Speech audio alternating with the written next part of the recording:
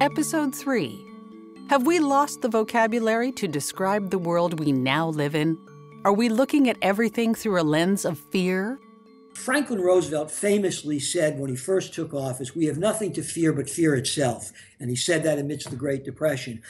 Today, what the government says, what the Obama administration says, and what the government in Canada may also say, is the only thing we have to fear is not being fearful enough.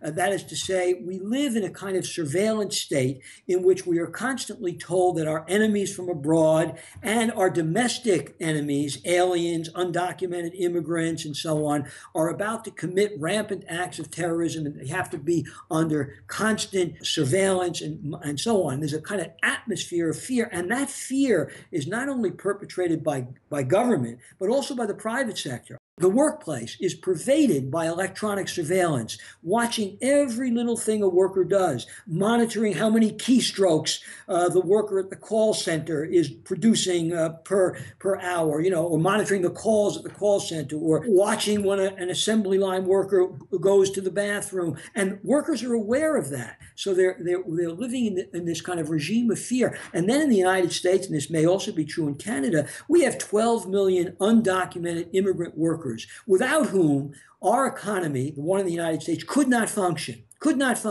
It's increasingly a sweatshop economy manned by undocumented immigrants. Well, if you're an undocumented immigrant, or even a documented immigrant, and you know your boss is violating every labor law in the books, are you going to have the guts to report him to the Labor Department? Are you going to talk to your fellow workers about organizing when you know you run the risk of being deported, of having your family deported, of being interned, and so on? This is part of the politics of fear.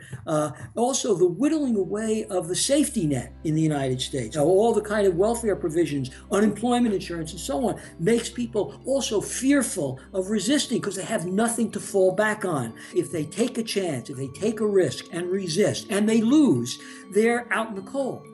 So all of this is kind of a politics of fear. There's a kind of, and fear combining with myths about freedom produces this acquiescence.